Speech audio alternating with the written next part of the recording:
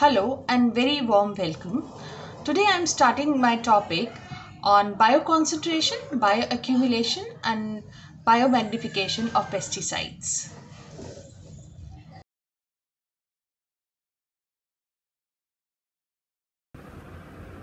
Slide number 2. The use of pesticide has long been known to the human civilization. Humans have been using the pesticides to kill the pests for long. A number of pesticides used earlier include the chemical extracted from the plant as pyrethrum, the arsenic as arsenic-laden pesticides, sulfuric acid and even sulfur compounds. Including many other pesticides, these were used earlier to protect the crops. But in around 1930s, when the modern synthetic chemistry developed, numerous chemical compounds were prepared. These chemical compounds had the protection capacity against the pests. So these were considered as pesticides.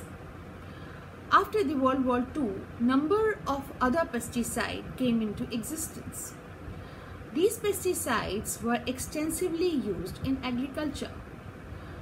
The agriculture industry was also developing in those times with the Green Revolution, which basically aimed in protection of the crops and for having higher yield in order to support the growing population.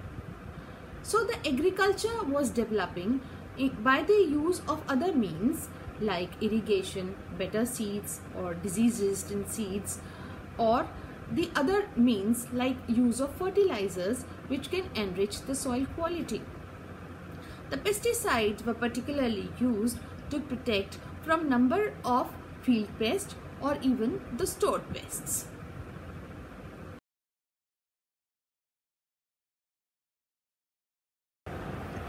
Slide number 3. Pesticides.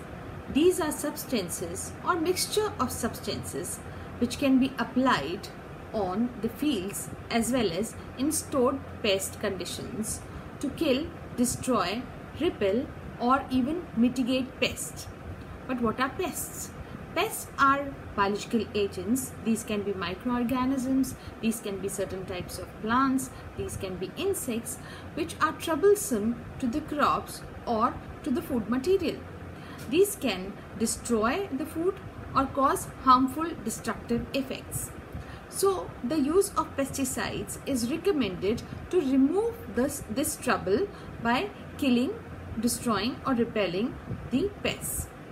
The term pesticide is a broader term and it is used for a variety of agents that are classified specifically on the basis of the pattern of use and the target organism which is being killed by the pesticides, as the insecticides for insects, the fungicides for the fungi, the herbicides for the herbs or the weedicides for the weeds.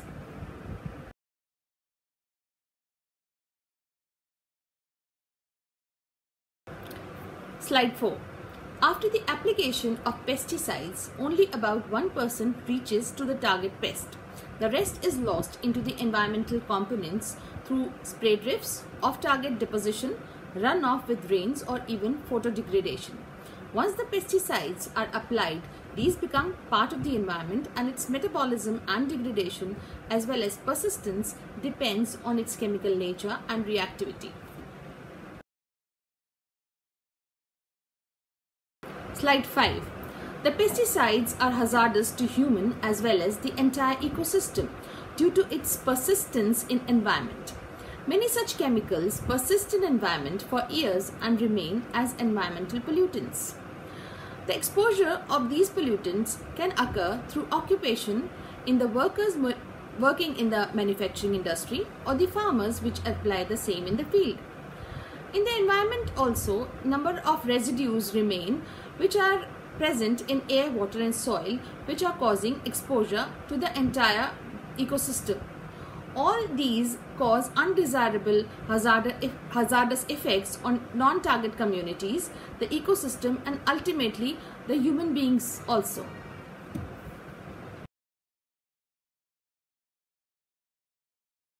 Slide 6. The biological interaction of pesticides. The flora and fauna in terrestrial as well as aquatic environment are particularly susceptible to pesticidal exposure. Pesticides can enter the animal body by intake of food, water as well as through surface absorption. Once inside the body of the organism, it can cause variable degree of harmful effects. This is expected result for the target insect larvae or adult forms. But the non-target organisms which coexist with the target organisms are also exposed. Thus, the intentionally or accidentally exposed organisms are variably affected.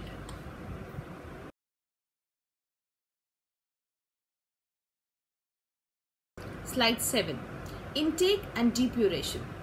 As the pesticides are not the usual metabolites of any living body, its intake, metabolism and exit from multicellular body is driven by the animal's intrinsic activity. The intake of the contaminant can take place through respiration, food, absorption, through general body surface also. The removal of the contaminant from the body of the organism is the cleansing process, which is referred to as depuration.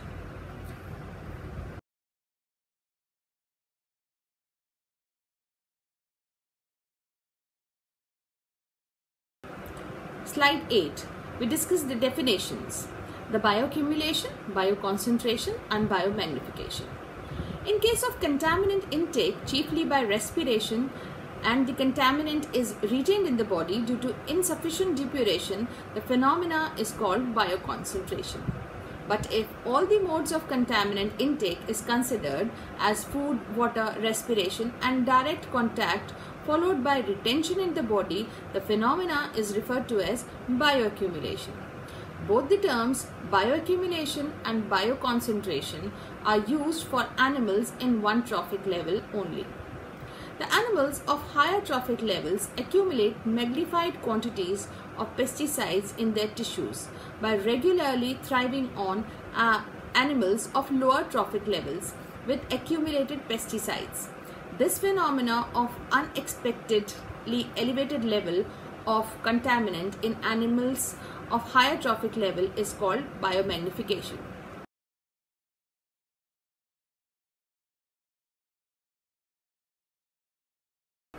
In slide 9, we discuss the comparative chart of bioaccumulation, concentration and biomagnification. The bioconcentration includes the intake of pesticide or any chemical only through respiration, and it works only in one trophic level. In case of bioaccumulation, the intake of the pesticide is through all the means including respiration, food or direct contact, and the effects are seen in only one trophic level. In biomagnification, the intake of pesticide is by consumption of animals with bioaccumulated pesticides. The level of pesticide increase with rise in trophic levels.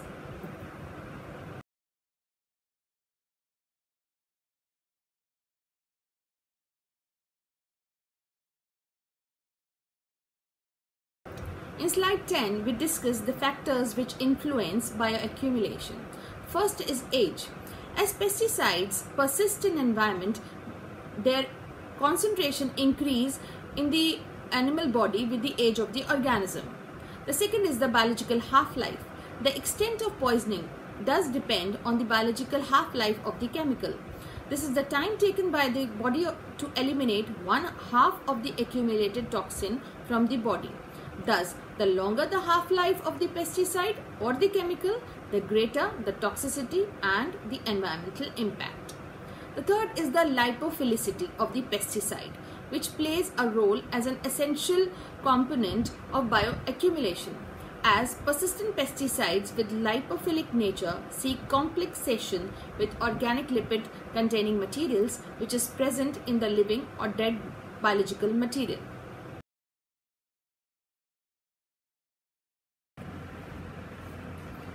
Slide number 11, bioaccumulation and bioconcentration testing. This testing is basically done for biological risk assessment of certain chemicals including pesticides. As the aquatic flora and fauna are particularly susceptible to the introduction of excess xenobacteric components, the biological risk assessments are done in many cases taking the aquatic conditions. Here, the aquatic flora and fauna can be taken as the biological test organism against a single pesticide. So these tests, there are a number of test organisms which can be used. These can be algae. There are a number of insect larvae. Insect larvae in many cases can be used as biological indicators of pollutions. Certain fishes as herbivore fishes like minnows are commonly used. The fat-head minnows and the sheephead minnows, bluegills are used. Mollusks, particularly bivalves, are popularly used as oysters and mussels. Many insect larvae as mayflies, stoneflies and cattlefly larvae are particularly of found importance. Certain amphibians and birds are also considered important in the trophic levels. The tests are designed to estimate the bioconcentration and bioaccumulation potential of any chemical or the pesticide. For this, the concentration of the chemical or pesticide is assessed in the test organism as well as in the water body aquatic conditions or the sediments. The concentration is also estimated with the cleansing process as the intake and the removal or from the body called the cleansing depurination. The certain conditions are considered important for the same. The specific features include the biological features like the age of the organism, the physiological condition of the organism, reproductive condition and the sexual maturity. The site-specific factors are also considered here as the organic matter content, including the particulate in the sediment, the particle size of the sediments, temperature, pH and other salts and chemicals in the water body.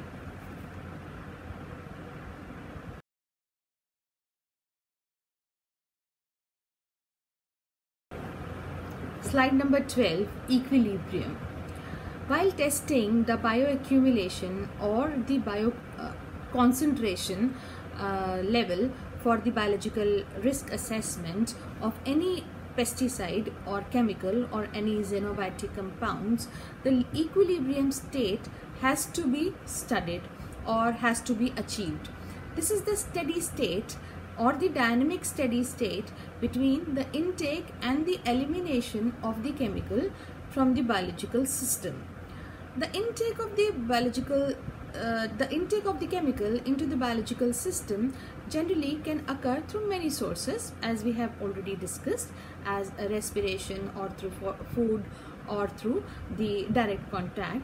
But the elimination process generally takes place by the metabolism of the body. Many times the chemical or the pesticide are metabolized. It can be broken down into less toxic compound or the toxicity can also increase. Otherwise, it can be removed directly by the excretion process. In many cases, these chemicals get stabilized into the body tissue of the animal. So the equilibrium state takes certain time duration. For the bioconcentration testing, the initial equilibrium has to be studied, but in case of bioaccumulation, the longer duration has to be provided so that the accumulation through other sources as food or direct contact can also be registered.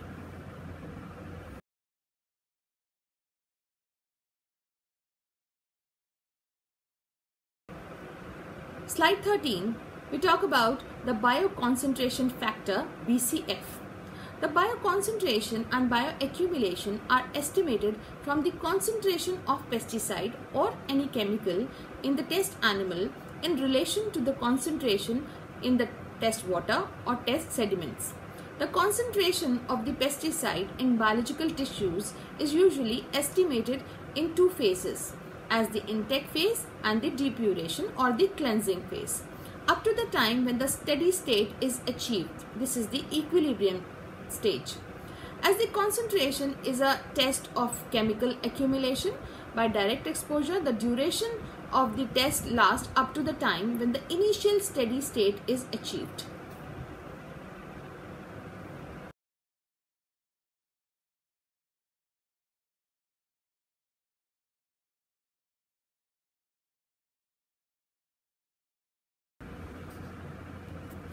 Slide number 14, the bioconcentration factor. Here the formula has been mentioned which can be used to study or to estimate the bioconcentration factor of any pesticide or chemical in one particular test organism. This is studied by taking the formula as BCF is equals to C beta upon C alpha, or if we are testing the bioaccumulation, we can take CS. Here the C beta is the concentration of the pesticide or the chemical in the biota. This is the concentration in the test organism tissues. The other factor is the concentration in the environment. If we are estimating the BCF, that is the bioconcentration factor, this is the concentration in the water body, or if it is the airborne pesticide or chemical, it is the air concentration. On the other way around, when we are estimating the BAF, that is the bioaccumulation factor, we can take the second factor is the concentration in the sediments, because in bioaccumulation testing a longer duration of testing has to be performed. Here the sediment play an important role, as the organic material present in the sediment is gradually incorporated into the animal body, maybe through direct contact, or if the organic material is been taken as a food. Here we can also see these arrows. These arrows are showing the equilibrium state where there are two phases, the alpha phase and the beta phase. There are two phases in which the chemical is shuffling. The shuffling between the two phases is basically movement from the environment to the biological system. Here the biological system not only receives the pesticide passively, it also actively removes the pesticide from the body by the metabolic processes or the excretion. So the two-way arrow has been shown.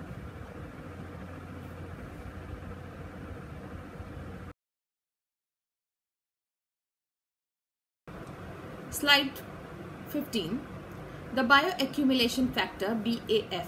The bioaccumulation can occur through foodborne sources, respiration or direct contact. It takes longer time to achieve steady state. The duration of intake period is usually about a month or until a steady state is attained. The depuration phase lasts until the pesticide concentration attains 10% steady state. The pesticide concentration is daily monitored in the test organism, test water, and bioconcentration factor and bioaccumulation factor is estimated.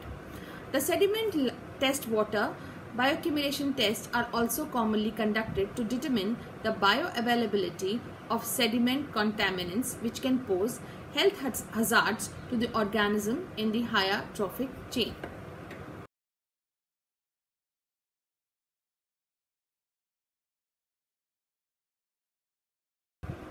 Slide 16. We discuss the use of BCF and BAF data. The data generated by using different test organisms and a variety of test chemicals or pesticides in different environmental sources as sediments or water bodies, it can be used to predict the concentration of chemical in any ecosystem, which can be aquatic or field. This data can be used to interpret the bioconcentration or bioaccumulation in various exposed organisms and the likely hazards. In other words, the biological risk assessment of any test organism as well as higher trophic level consumer can be performed with regard to test chemical.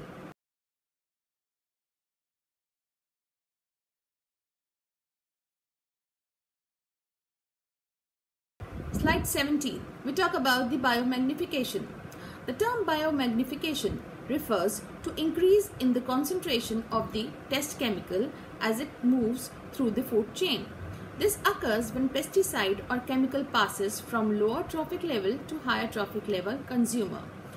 With the magnification, unexpectedly higher accumulation of test chemical is present in the body of the organisms. These levels are far beyond the equilibrium concentration at which the steady state is achieved. This phenomena occur due to bioconcentration and bioaccumulation of the chemicals in the tissues of the animal in lower trophic levels. The fatty tissues in animals can accumulate residues of many chemicals. Slide 18, we continue with biomagnification. This long persistence and continuous use increases the pesticide load in the ecosystem. The bodily tissues readily bioconcentrate and bioaccumulate such pesticides up to the equilibrium level. This concentration of pesticide builds up geometrically in animal tissues as these are transferred to different steps in the food web. Slide 19, we discuss about the biomagnification of the DDT. The earlier scientists believed that solution to pollution is dilution and thought that the pesticide poison would be quickly lost in the nature. But the analysis of DDT at various trophic levels proved this belief as wrong. The chlorinated insecticides DDT concentration increases geometrically at each rise in trophic level. The hazardous effects of DDT has been widely observed on birds of prey. Their eggs became thin, causing them to break while incubation. The concentration of DDT in these birds were found to be unexpectedly high, which is explained by biomagnification. Here, the first trophic level was constituted by zooplanktons which contained 10 to the power minus 2 ppm of DDT.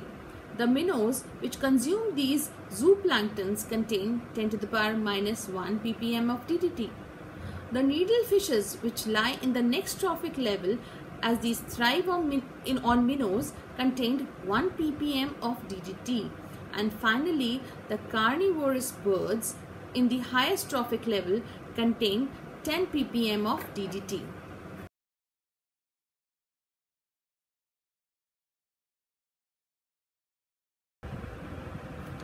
Slide number 20. The figure shown in the image is the pyramid of biomass, a schematic presentation of the same. The biomass pyramids are basically depicting the concentration of biomass or the size of the biomass at each trophic level. So the trophic levels start with the lowermost level, that is the producer level. The producers here are shown in the aquatic system, which are the plants, aquatic plants, the phytoplanktons as well. These are constantly exposed to the toxins or pesticides or the chemicals in the aquatic system, and thus a small quantity of the same is absorbed passively into the system. So they accumulate a small concentration of the pesticide. When this is consumed by the primary consumers like the herbivore animals, here the herbivore is depicted as the herbivore fishes, minnows. These fishes thrive upon plants, and once they consume the DDT or pesticide laden food material, a small quantity gets absorbed into the system. So the next level of trophic, that is the primary consumers, accumulate a higher concentration of the pesticide or chemical into the system. Here the concentration of DDT as per a study has been depicted. Although by respiration there is a loss of biomass as well as there is a loss of the DDT from the system also. So the loss has been depicted by these arrows on the right side, and the concentration of DDT is represented by the dots in each of the pyramid column. The higher trophic level comes with the secondary consumers. The secondary consumers are the carnivorous animals. Here it is the carnivorous fishes like needlefish, but there are many other animals which are in the same trophic levels, which will consume the primary consumers. So the primary consumers have already accumulated a proportion of the DDT or the pesticide in their tissues. When these are consumed by the secondary consumers, they are again exposed to a higher concentration. And since food is a regular process of intake, so the regular intake can lead to higher concentration into the tissues, although the loss of by excretion is also mentioned. And the final trophic level is the tertiary consumer level. Here the carnivorous animals falling into the secondary consumer trophic level are consumed by the tertiary consumers. Here the birds of prey are depicted. These are the most effective ones as they are found to accumulate extremely high concentrations of DDT and maybe other pesticides. Here the 10 ppm concentration of DDT was found in many of the prey birds. This concentration was actually hazardous to the growth and fecundity and as well as the abundance of the animals. The pyramid here shows the boxes are depicting the pyramids, and the dots are depicting the DDT concentration, and there are certain residues of DDT which are left. So in all, we can consider that at each trophic level increase or rise, the concentration of DDT increases in the biological system.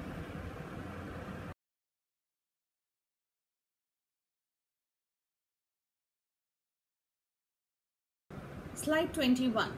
We talk about the consequences of DDT biomagnification. The top predators were most affected by biomagnification, with a decrease in their abundance all over the world.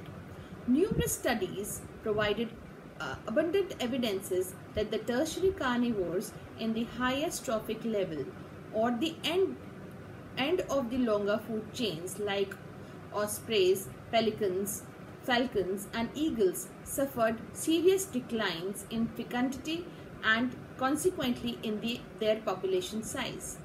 Realizing the danger to biodiversity by the use of DDT, it was banned in the Western European countries around the middle of 1970s, although the old Eastern European nations continued its use up to 2000s.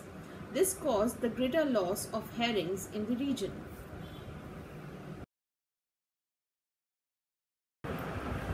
Slide number 22. The models explaining the biomagnification. There are many models, but here we are considering two models, lipid co-assimilation model and the gastrointestinal model. The lipid co-assimilation model is based on the chemical diffusion principle. The assimilation of high concentration of contaminants in the higher trophic level is proposed through passive partitioning, which is thought to occur for hydrophobic organic compounds. So the pesticides like organochlorines are suggested to cross the biomembranes, similar to lipids and fat-soluble vitamins. Slide 23. We discuss the non-dietary mechanism. This includes factors like differences in spatial distribution of contaminants. The smaller animals have small movement potential, but large fishes and migratory birds can travel long distances with variables of contaminant levels. Thus, many fishes have been found to accumulate comparatively low contaminant levels despite of being found close to the contaminant hotspots. The seasonal pulse of contaminants can also favor the depuration or the cleansing, as the animal loses the extra contaminant from body in order to reach to the equilibrium. Slide 24. We discuss about the food web bioaccumulation. This includes the loss as well as the accumulation of pesticide with the passage to higher trophic level. This magnification depends on the predator-prey relationship in the food web.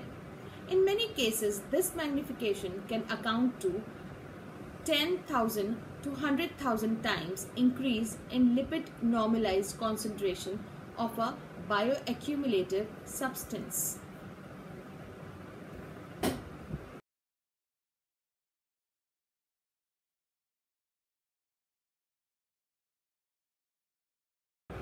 Slide 25. We discuss about biodilution. The actual bioaccumulation of any chemical depends on the combined rate of bioaccumulation and elimination. If the combined rate of accumulation is high, it results in biomagnification. But if the elimination rate is high, then the chemical concentration in animal body is not maintained, and such chemicals will not biomagnify. The chemicals which are chiefly absorbed through the food and predominantly are eliminated due to metabolic transformation and excretion exhibit the phenomena of biodilution with the passage through the food chain. This phenomena is opposite to biomagnification. Slide 26. We talk about the biotransformation of pesticide. The chemical properties of pesticides face different environmental and biological conditions. These conditions can be temperature, radiation, presence of lipids or enzymes. All these act upon the pesticides, converting it into less toxic or more toxic products. Many times the metabolic transformations also form easily excreted products.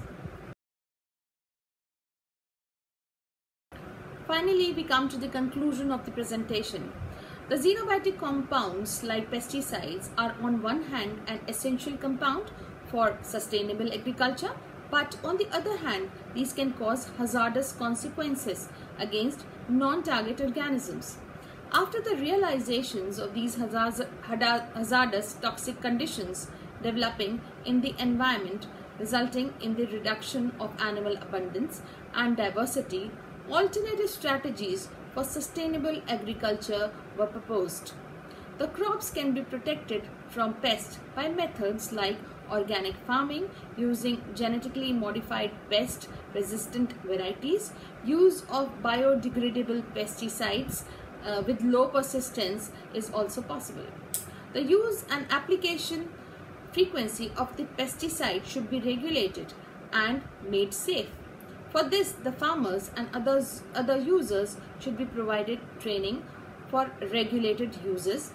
Frequent risk assessment of application dose and environmental impact need to be conducted. Now we have come to the end of this presentation, and I think that with the extensive idea developed through this presentation as well as the e-content, we have developed a good knowledge about the bioaccumulation, bioconcentration and biomagnification. Please do analyze your knowledge gaining through the assessment quadrant also. Thank you for the patient listening and having interest in this topic.